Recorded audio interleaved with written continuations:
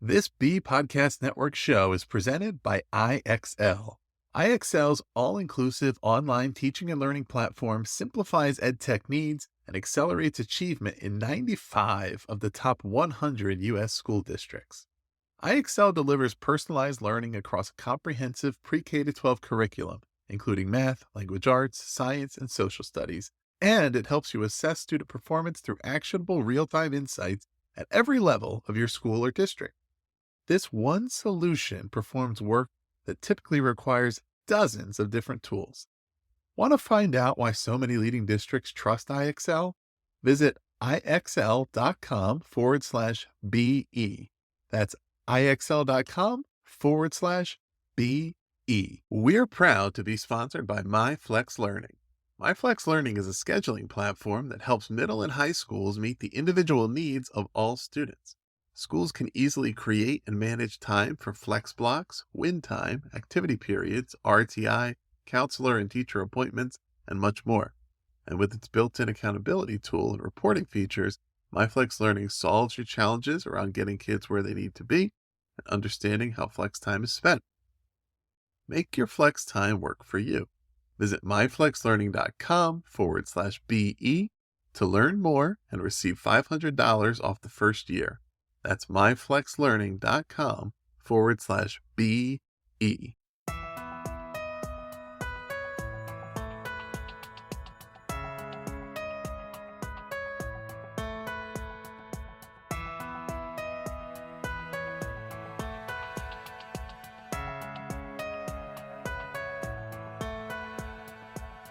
Welcome in, everyone. You are listening to the Authority Podcast on the B Podcast Network. And before we begin today's episode, I just wanted to give a quick thank you to all of you listeners who have been loyal to us over the past several months. We're getting close to a year now of publishing the show, and we've seen some great growth, hit some nice milestones recently, and it's been a real pleasure to bring you conversations with some of these wonderful guests. So we really appreciate you, the listeners, and we hope to continue bringing you some great content moving forward. And without further ado, we have some of that today. So my guest today is Richard Gerver. Richard is one of the world's leading thinkers on human leadership and organizational transformation. Since the success of his first book, which was focused on his experience in frontline education as a head of school, Richard has devoted himself to advancing society's thinking on learning, change, and how best to realize our full potential. He's been named the UK Business Speaker of the Year 3 times. Right now, he has 2 of the most popular LinkedIn learning courses in the world, which anybody here can check out. He has also written several books on leadership and innovation, including the bestsellers Change and Simple Thinking. And Change, Learn to Love It, Learn to Lead It, is what we're talking about today. Richard, welcome to the Authority. Wow, what an intro. Thanks, Ross. No pressure there then. I just hope that I can maintain the standard for everybody. Well, I'm going to keep the pressure up, and I'm going to ask you this question. What is change? Oh my word, that's an unbelievable question. It's almost that's almost like asking somebody what is breathing, right? It's something that happens all the time, whether we're conscious of it or not. It's the evolution of our world, and we can look at this in a very granular or a very grandiose way, right? We're physically changing every microsecond of every minute of every day, right up to the fact that the world is turning in new ways, whether it's the impact of artificial intelligence, whether it's the way the world is shaping up environmentally, right the way down to that moment where your child comes home at the end of a day at school, throws something on the table and rocks your world, right? Mm-hmm. Or an email comes in and tilts the axis. So change is something that is inevitable. It's there every minute of every day, whether we like it or not, whether we embrace it or whether we don't. And in many ways, for me, the whole thing around change is, what can we do to feel more in control of it more of the time? Because so often the way we feel about change is really dependent on how much of a victim we feel to circumstance and how much we feel in control of it. So long-winded answer, and I probably didn't even answer the question. No, I think, it was, even though it's a big, broad question, it's important to start there, because it can mean so many different things to so many different people. It looks a lot of different ways. There's iterative change, there's transformative change, there's superficial change, there's the endless debates around things like, can people change? And some people say nobody changes. And my opinion is people can change themselves. You just can't change other people. But, there's also, even within that, the question of, okay, well, did somebody or something just become the thing it was always going to be under the surface, or did it really become something? There's all this debate around what changes and what either makes us attracted to it or afraid of it. What makes change meaningful to you? I mean, and I think a great example of this, and we were talking a little bit about the chaos of the last few years before we started the recording here, but the pandemic, right? It necessitated a lot of change, but some of it was strictly surface level. Some of it was the kind of stuff that maybe had the potential to be lasting and meaningful, but because maybe we didn't want to see it as real change, we were very quick to say, okay, whenever this is over, we can discard this thing. But there's other things that I think are here to stay and are really transformational, and it almost required that force beyond all of our control to kind of make us do the changes that we could have been doing before that. But when you define change that's truly meaningful and that's really meeting the standard for what we need to invest in and see through, what factors come to mind? I think if we just take that step back into the pandemic, for example, one of the lasting impacts around change that we've seen is that actually we are all capable of far more than we ever believed we were capable of prior to 2020. So, for example, if somebody had said to us in 2019, there's going to be a global pandemic, that in 24 hours of kind of governments really trying to get their heads around this stuff, entire countries will be shut down, schools will be closed, systems will be thrown on their head, business communities around the globe will stop being able to trade with one another, we would have all gone into meltdown. And similarly, on a slightly more micro level, if we'd been told you won't be able to see friends and family, you won't be able to go to the supermarket necessarily, we would have gone into complete meltdown and believed that there's no way on earth, on a personal individual level, there's no way I would have thought I can survive that, right? But we did. And not only did we survive that, but our systems and structures evolve to deal with them. So let's take education, for example, right? For 30 years or more, we have been dancing around technology and dancing around what technology really means to education, how we use it, rather than just seeing it as a kind of substitute to do what we've always done. For example, interactive whiteboards that basically just replace chalkboards in most classrooms for most teachers, right? And all of the anxieties that went along with the advent of technology in education for so many people, right? If, again, somebody had said to you, in a week's time, go back to in a week's time, you will be delivering all of your lessons virtually using platforms like Zoom or Teams or whatever, right? Again, most educators would have gone into meltdown, but we did. And so the first and most important lesson for me about change is we are all better at it than we think we are. So take another step back. Why is that? Well, in many ways, none of us are educated to, raised to live in a world of change and uncertainty. From a very young age, our lives are predicated on the belief that our job, our journey, is to find something we're good at, or at least stable at, to work through that process, get our heads down, and then create around us an environment that is all about stability, is all about certainty. You go through the education process, and we could debate on another show all about that. So much of the education system is set up basically as a filter to filter people into the right route for them to find their stability at whatever level that might be, right? Whether it's blue collar, white collar, whatever the job might be. Once you get it, boys and girls, the job is to get your head down, earn that living, make yourself invaluable, build a pension pot, earn enough money to get a mortgage, blah, blah, blah, blah, blah. So our lives are all about that.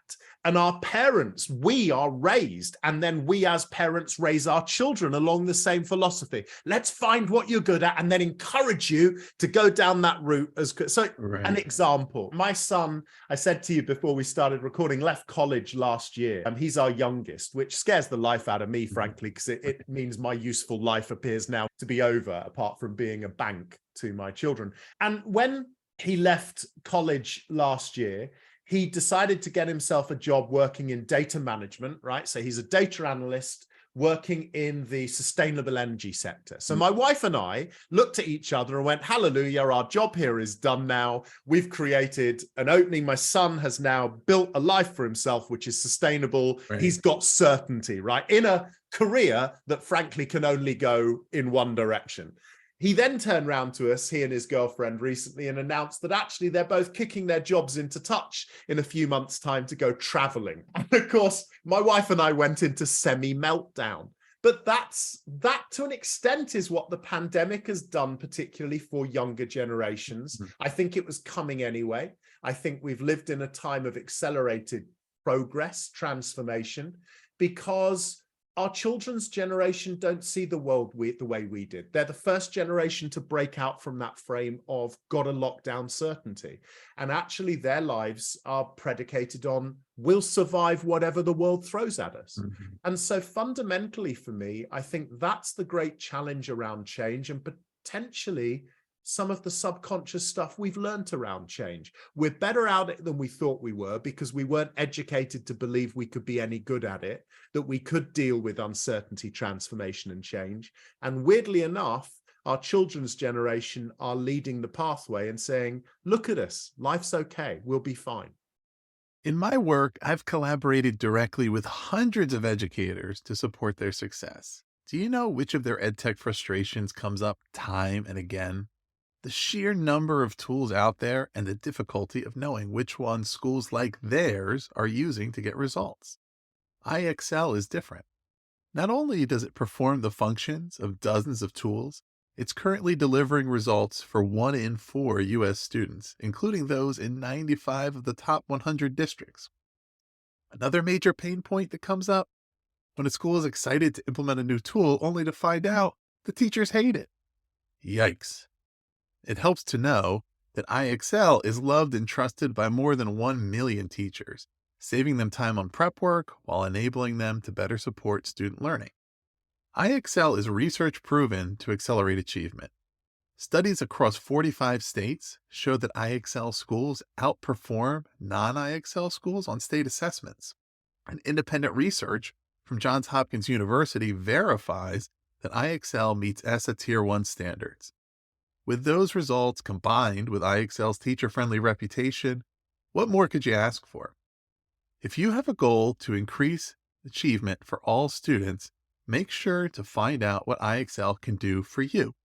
Visit iexcel.com/BE for a demo. That's iexcel.com/BE.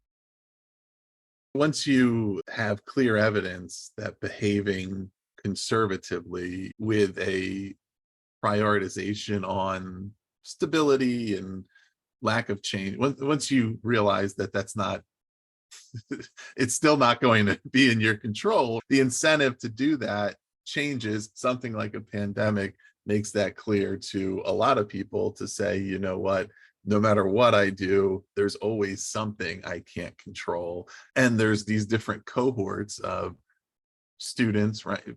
So particularly depending on what time you graduate, enter the workforce, what are the economic conditions at that time? Do you go into a job that feels like it's worthy of you and you're what you did, or are you overqualified? And there's been studies done on even just the long-term effects of how that doesn't really, if you graduate into a very poor job market, for example, on average, you never catch up to your peers who graduated into a booming market when they started out at this salary and you started at, unless you break the cycle, right? And you have to say, you know what, now my incentive is I need to change something. I need to take some risks. I need to do something new because going with the flow isn't taking me anywhere. And even this book, listeners, if you haven't read it, it was published 10 or 11 years ago, but there's stuff in here, right? Here's a direct quote from the book that relates exactly to what we're talking about. I think we have reached the tipping point where technological advancement has led to such a rapid continuum to change that we're powerless to direct its course. We're living in the first age where we no longer determine the rate of change. That was about how quickly technology was advancing and changing things. If you've been around lately, you may be hearing about AI. You may have heard about crypto, these technologies that, some of which seem to come and go as quickly as they appear, others that, if you want to talk about a technology that we're powerless to control, AI, and the mentality that it takes, right, to say, look, I'm either going to be in leading some change here, I'm either going to be finding opportunities, or I'm going to try to avoid it, at which point I probably can't. What are you seeing now as far as some of the things? Yeah. Let me be controversial for a second. So in my home space of education, I've seen the world go into meltdown over the last couple of months over programs like ChatGPT, and the fact that we've suddenly, what I love, by the way, is the fact that we, and I say me, us as a generation, we're so far behind young people now, right? So we suddenly, about 5 months ago, hit the aha moment that this stuff meant that young people could write essays using AI, right? And we all went into meltdown, going, right, that's the end of education then as we know it. What's the purpose? We can't do it anymore. We asked the wrong questions, right? What we should be saying is, okay, so if AI is now capable of doing that, what must we be doing to educate young people differently? Because is educating young people to write essays really relevant anymore? Or actually, what does that open up as a new opportunity? And I think for me, sometimes that's the way we see change depends on the way we pitch the questions we ask of the change we're experiencing. So going back again to your initial question about what has happened because of, say, the pandemic. Well, one of the really interesting things to play out has been the way people have started to ask new questions about the way they lead their lives, right? Their work-life balance, working from home versus working in an office, what that means in terms of the cultural structure of an organization, taking that down to another level, what impact that has on management and leadership. And does management and leadership look the same now as it did 3 years ago? And will it continue to look the same? Because one of the instincts, sadly and dangerously, we have is always to say, how do we lock down that change? How do we pull it back? How do we reverse engineer what that means and what that does? If you look again controversially at the global policy loop of education, we keep coming back to, but how do we always do what we've always done more efficiently, rather than actually asking, how do we use this to transform the system? We keep going, yeah, well, we can't really push the boundaries, can we? Because we've still got to be doing well in the international PISA league tables, for example, right? So that's like turning round to one of the world's most innovative chefs and saying, what we want you to do is invent something new. And just as she or he are about to go off to their laboratory to create some Frankenstein food, we pull them back just at the moment they're about to go out the door excitedly and go, yeah, but before you go, whatever you create has to look and taste just like this chocolate cake. Right. Well, what does that mean we do? Innovation goes out the window, and what we do is we just go and make the chocolate cake we know will look and taste just that. That, to an extent, is the challenge we're facing in terms of how we don't just cope with, but thrive in what are increasing times of change and uncertainty. I remember, as I'm sure you do, Ross, back in 2007, 2008, we had the global economic crisis and everything went into meltdown. And we thought, oh, if we can just survive this, everything will get back to normal. Then we had a global pandemic a decade or so later. We went, oh, if we can just survive this, everything will return to normal. Then we had a war in mainland Europe, right? And we're going, oh, if the globe can just survive this and the repercussions of what it means to the energy industry, what it means to food production around the world, we can just survive this, we'll be okay. Now we've started the narrative around AI, right? If we can just control AI, we'll be okay. Maybe what we should be saying is the inevitability is we are never going to live in an age where things change slowly again. What we have to do is think about asking different kinds of questions and turning the fear into a sense of, but what could be the opportunity?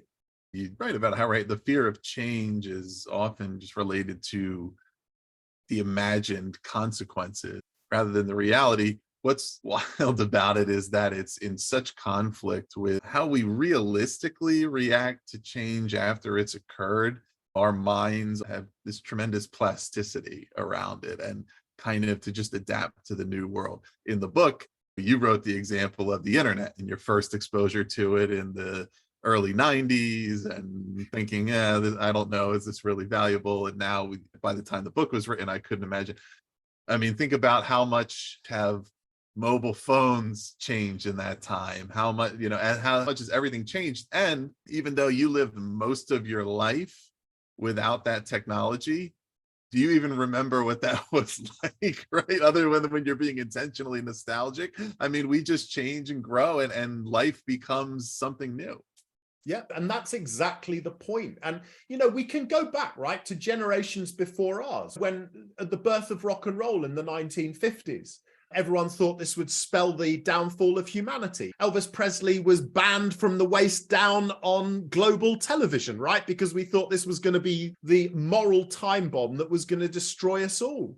Television, the birth of radio, going back even further to Caxton and the printing press, right? And we thought, oh my God, because at that point, knowledge and the written word had been the preserve of religious leaders largely, right? And then the printing press comes along and all of a sudden, every woman and every man has access to printed media. And we thought that was going to not transform society for the better, but begin its downfall.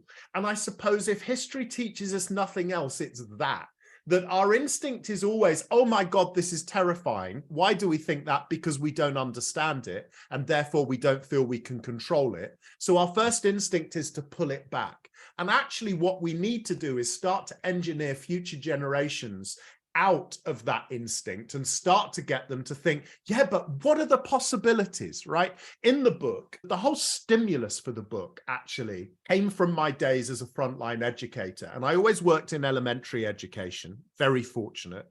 And I always worked in elementary schools that had early years units too. So we had kids as young as 2.5, 3 years of age in our nursery units in the schools I worked in. And as I got older, it increasingly fascinated me that young people, very, very young children, are change machines, right? They don't balk at change. They don't pull back from it. Their curiosity is relentless, as we all know. They'll pick up everything, stick their fingers sometimes in the wrong places, but they'll stick their fingers everywhere. They ask questions relentlessly, right? To them, making a mistake isn't a bad thing. It's something they laugh about, learn from, celebrate, and move on from. And I'm yet, by the way, to meet an 18-month-old child who is going through therapy because they can't cope with the rate of change in their lives, right? I remember when I was training to be a teacher, one of my lecturers saying, and I don't know how you percentage it, but the sentiment is very powerful, always has been to me, that we learn somewhere between 70 and 75% of everything we learn in our lifetime before we're 5 years old, right? Now, I'm not talking about the acquisition of knowledge that comes with experience, but I'm talking about the fact most of us in that period of time learn to walk and talk. We learn to understand vocal intonation, facial expression, body language. We learn to make sense of the sensory world around us, right? If we're born into a multilingual home, we pick up every language spoken in that domestic environment. We are extraordinary learning machines capable of not just dealing with, but embracing change. Yet the older we become, the more that arc starts to diminish.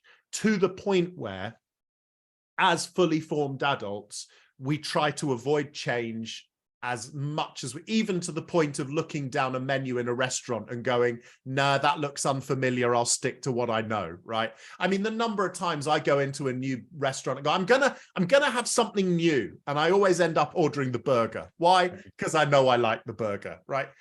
And I think that to me is fundamental. One of the fundamental questions we have to ask is, how do we reverse engineer what we do to ourselves and each other from that extraordinary early years development through to adulthood?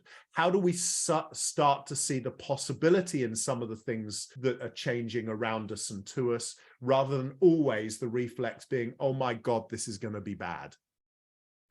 Yeah, and if you're questioning the rate of change in young kids, and let's say, for example, you have a child who's 1 or 2, go ask the parents of a child who's a couple of years older some questions about what you should be doing at that age and see if they remember at all.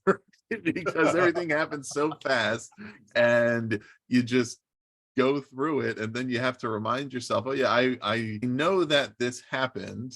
I don't totally remember it. I know that this child had colic and would just cry for hours on end, and I would just hold them and it wouldn't stop. And yet I don't really remember it. I just know that it happened because things just happen. Our minds change, we adapt, and at a certain point you realize what was happening before no longer matters, because what's happening now is important, and what's going to happen next is important. And if we're trying too much to hold too much stuff in our brains, right, about the things that we've evolved from, we're failing to apply it forward. And one of the things that stood out, I went through and I was reading just some of the user reviews about the book, and see, over the course of the time, people are still reviewing it today, right? It's still resonating with them. But one of the things that stood out, and you referenced this, is that so much of it is based on your own experience, where there were some people who said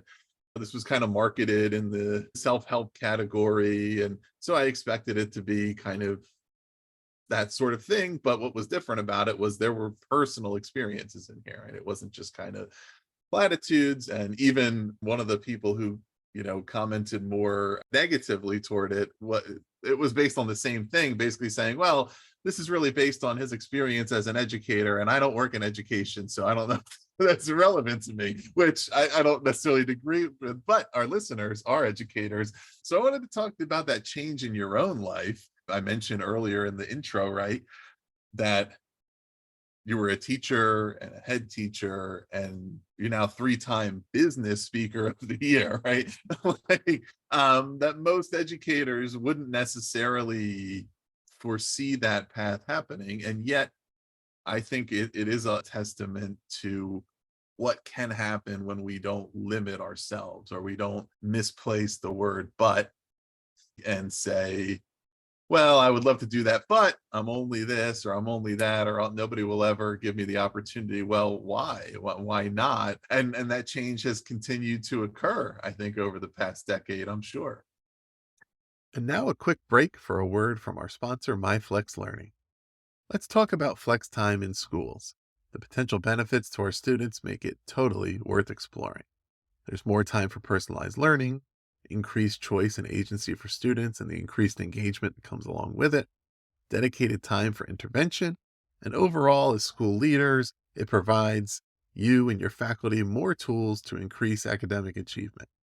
But the implementation and management of flex time can be a challenge.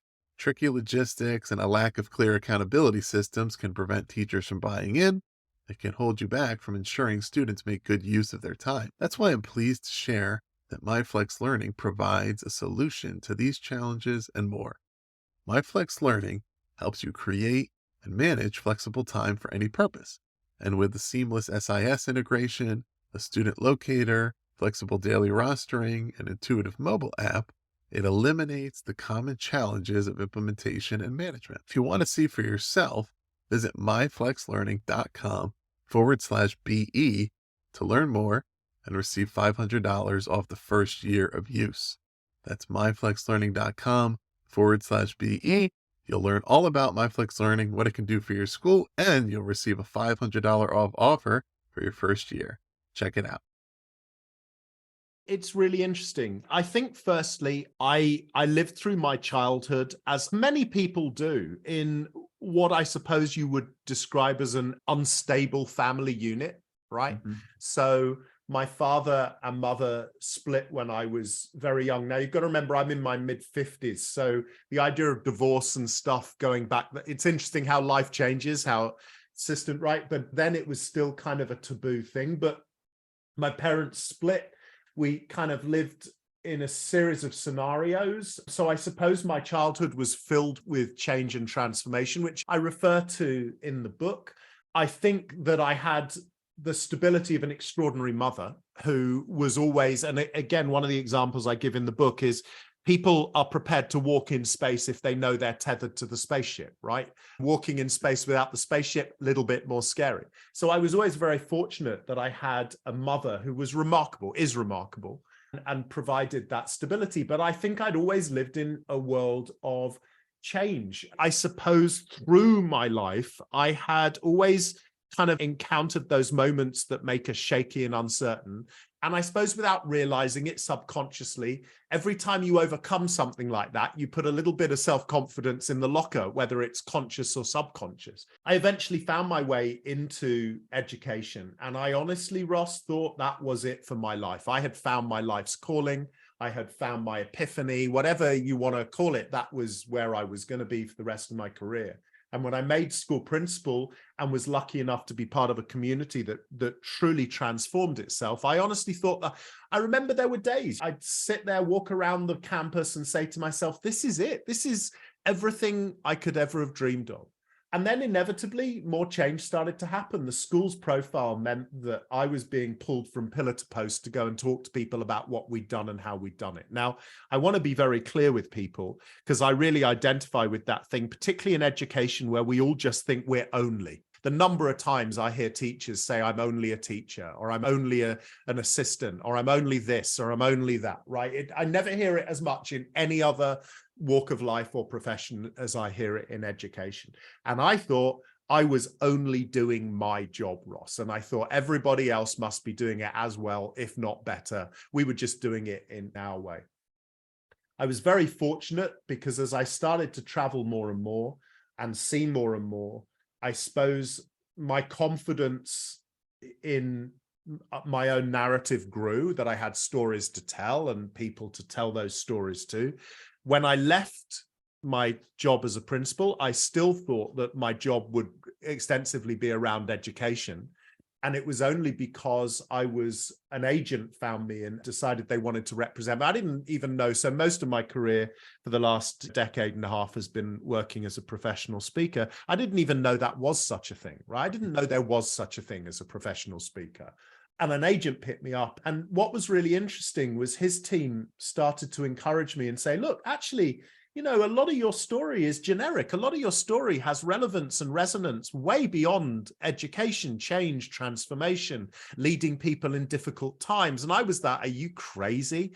And I remember very clearly one of my first professional gigs was to go and speak to the senior leadership teams at the Royal Bank of Scotland in Edinburgh about 6 months after the global financial crisis, right? I have never been more terrified in my entire life. Because there I am, an elementary school teacher, walking into, at the time, what was probably the heart of the global lion's den. And it was really interesting. I suppose one might argue, okay, I had the courage to walk into that den and open my mouth. And I started to learn very quickly a number of things that I hope will resonate in answer to your question. The first is that actually a lot of what my own experiences had been were generic. And that taught me that, because too often I think too many of us live in a bubble of our own experience, our own context. And we all think the challenges we're facing on a personal or professional level are unique to us or our situation or our community or our employment or whatever else it might be. And you start to realize the more you travel the world and see places and things that actually so much of it is generic. That's the first thing. And so that started to give me confidence that actually some of my experiences did have value beyond education in that context. And the second is this, and I think it really relates to that thing about, but I'm only a teacher, right? What I've come to realize over the last decade and a half, and by the way, I was nothing special as a teacher or as a school principal. I did my job. But what I've realized is the best educators are the best human leaders on earth, right? We just don't realize it. So not just me, every teacher out there that walks into a classroom any day of the week and inspires her pupils to learn something they didn't think they could, or they didn't think they were interested in, or helps a young person come to terms with a domestic situation they find themselves in, or the context of their lives, and they help them to aspire to different or bigger, or believe they can. Those people are not just only teachers. They are outstanding human leaders. And my entire career over the last decade and a half has really been predicated on what would a teacher do on a wet Thursday afternoon with a class of RC teenagers. And what you realize is teachers, educators are bigger and better than they believe they are.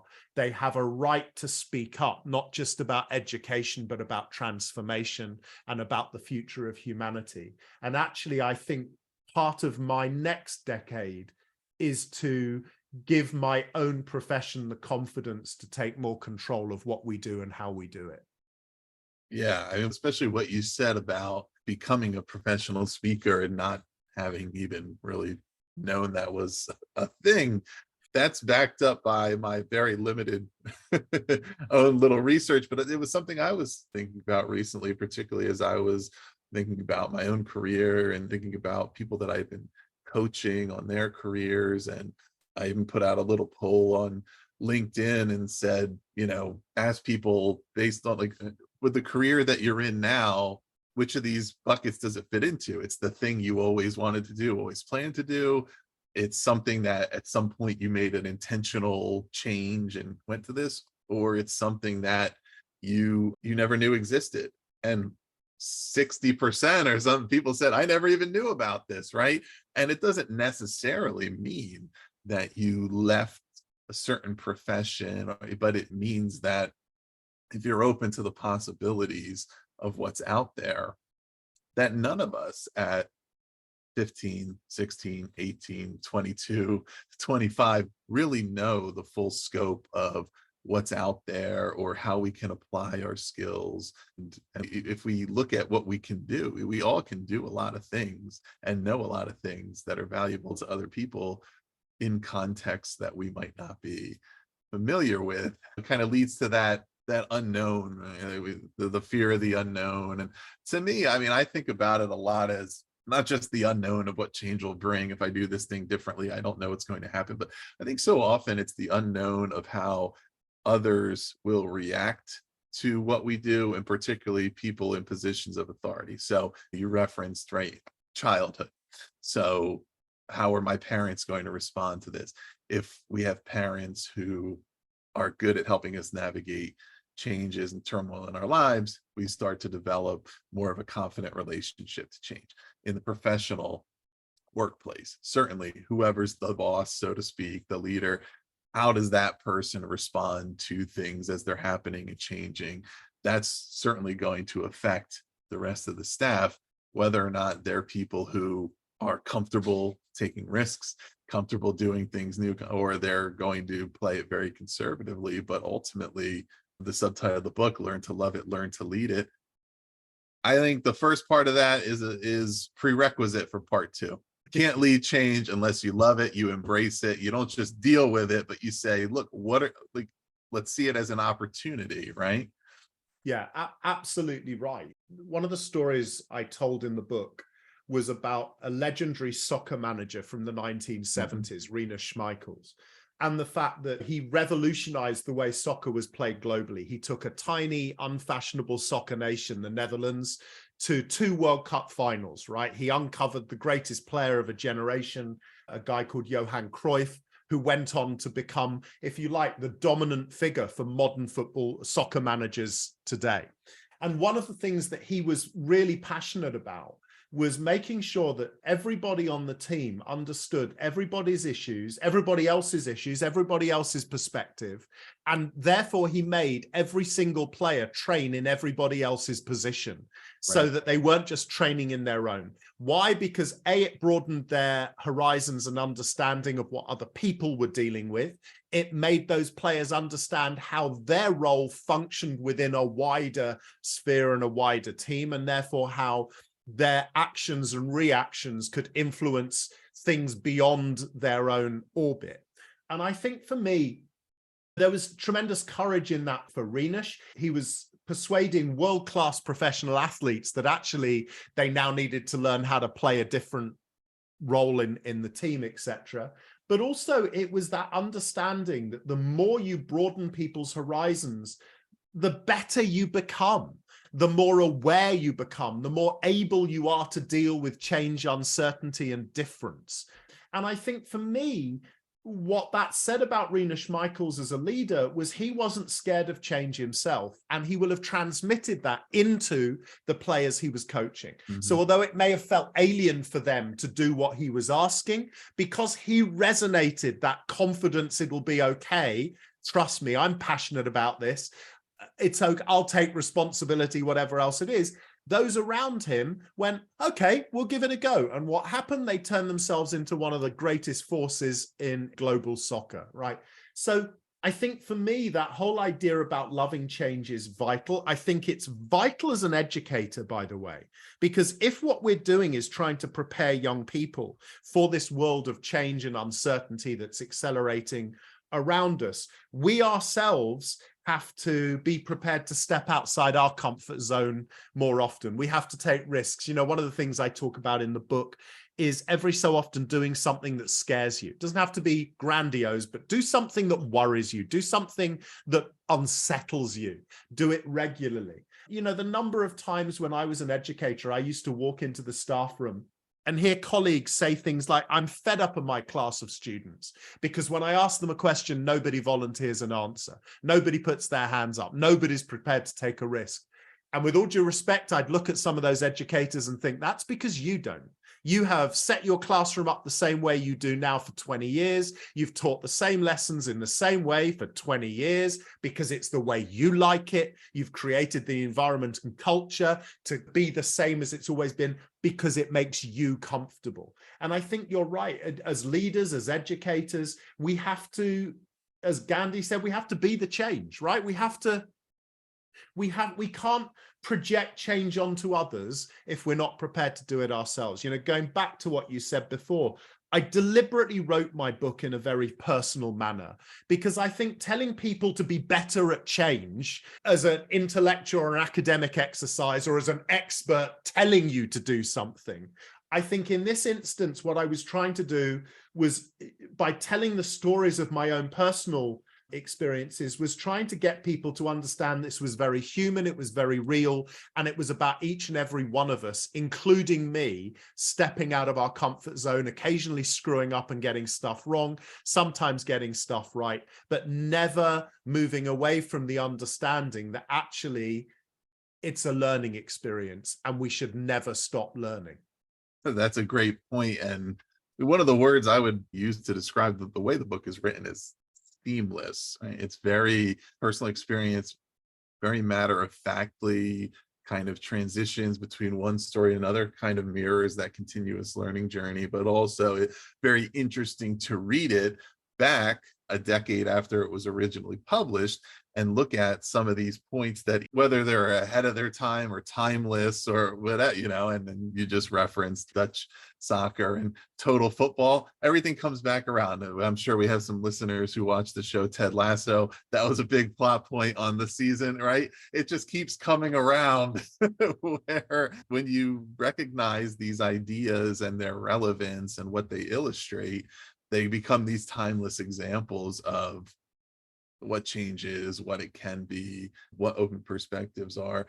Richard, before we wrap, I wanted to touch on a couple of points from your LinkedIn learning course, Overcoming Complexity, which has a lot of relevance to this as well. And it's something our listeners can check out. It relates to kind of how we navigate things, right? And deal with complexities. And I think the complexity can play into our relationship to change or desiring change, or organizations, right? We just went through this whole complex restructuring, new product launch or whatever. I think your point around it is that the complexity is artificially created, right? We're making things more complicated than they need to be. It's really simplicity. I thought your point about the CQ, the curiosity quotient, and the type of thinking that stimulates was worth touching on, and how that, of course, is differentiated from IQ, EQ, all the Qs.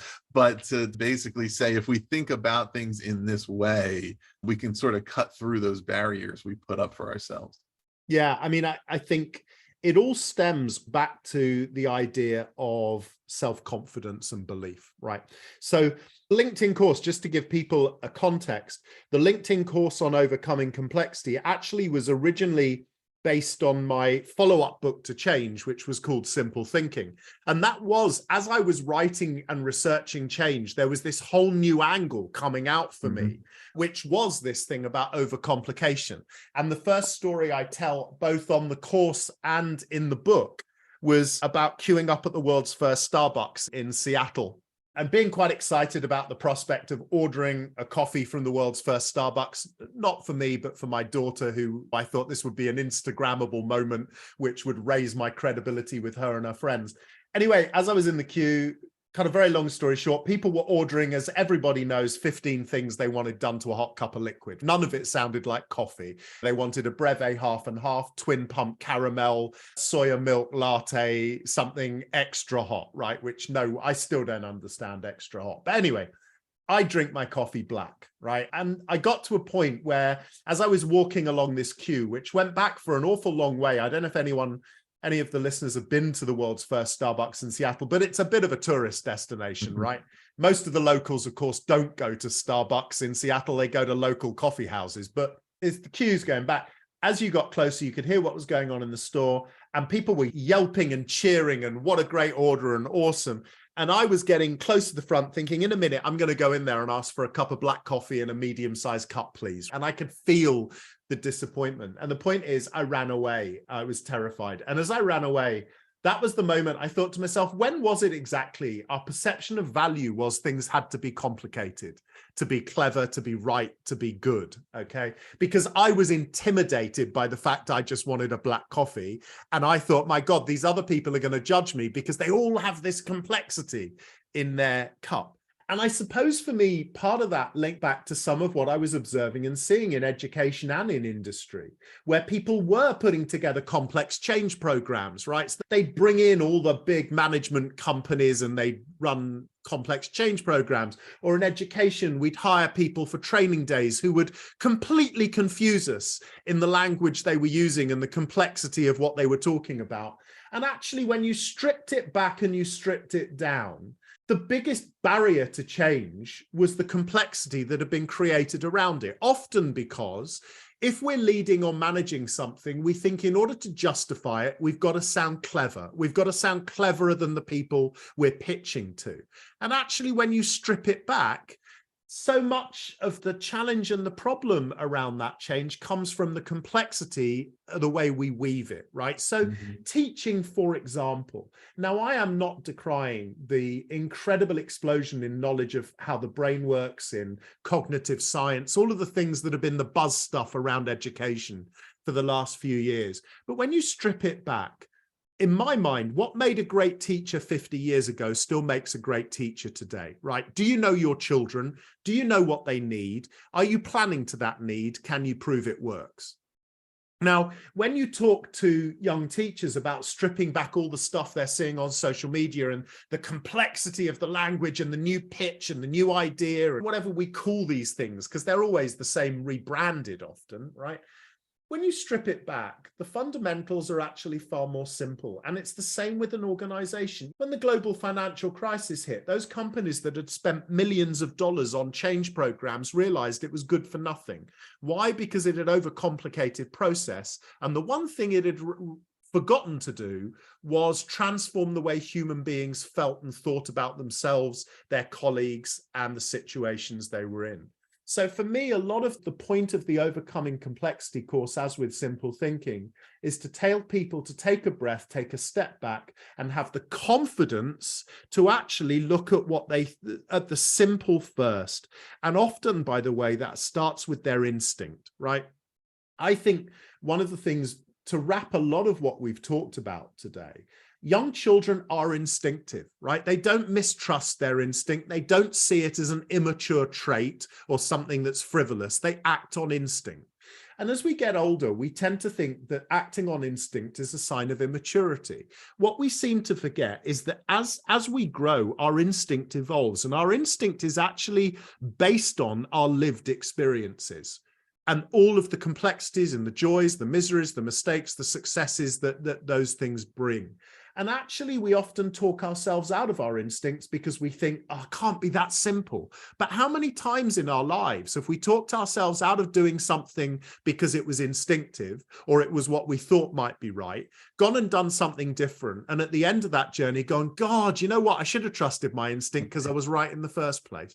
And so for me, it's a lot of that. It's about the way we see and perceive ourselves and think about what we're capable of. Yeah, I mean, and so often the people who are able to have most influence, or who are, frankly, the best teachers, right, are the people who are able to take the complex and make it simple. And that doesn't mean that we should oversimplify ideas or eschew nuance, right, in descriptions, but to say that sometimes complexity, in my experience, is used to create a barrier, or it's used as almost a strategy, right? Like I've worked with, for example, web developers, we're working on websites and things, and some of them make the back end mechanics of a site intentionally complex, basically as a strategy, so that you're going to have to keep hiring us to work on this because nobody else can figure it out. Guess what? It doesn't work in my experience, because I get frustrated by that and say, look, I want it simple.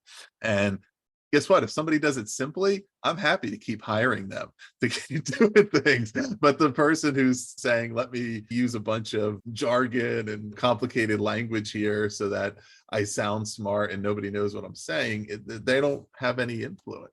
Sorry to interrupt. You're right. You just reminded me. My favorite example of that was when Steve Jobs introduced the first iPod. Mm-hmm. And of course, what he put, some people may remember pre-iPod days, and the first MP3 players weren't produced by Apple, right? But if you wanted an MP3 before Apple produced the iPod, the experts would tell you about the size of the data hold, the bit quality of the sound, the, blah, blah. And then I will never forget the day Jobs stood up at the Cupertino launch of the iPod, and all he said was, from tomorrow morning, you can have 400 songs in your back pocket, right? Now, what that did, and why did the iPod, and why was he such a genius? Because what he did was he took the complex, stripped it back, and made it simple. And actually, why did the iPod suddenly outsell every other MP3 player on the market? Because suddenly you didn't have to be a technology expert to understand the value of having an MP3 player. And it's that kind of skill. And simple doesn't mean easy. Actually, right. To create simplicity can often be the act of genius, right? Steve Jobs was a genius because he took the complex and made it simple. Yeah, I think that's a great illustration there. Richard, what else are you working on, or what else should our listeners check out? Oh my goodness me. Well, I'd be very honored if they checked out my other books, Simple Thinking, the two books that were fundamentally about education. The first one, Creating Tomorrow's Schools, and the last one I wrote, Education: A Manifesto for Change, which was really my view of education, having spent 15 years out of it and seeing and trying to argue we need a greater bridge, a greater connectivity between education and the world beyond education. My 2 LinkedIn courses would be brilliant. If anybody ever wants me to come to America and shout at an event, I'd be delighted to do that. And what I'm working on now is pretty much talk about change, Ross, and risk taking. Yeah. So I'm writing my first ever children's fiction book. And it's one of those things where you think, I want to do something new. I want to pull myself slightly out of my comfort zone. Right.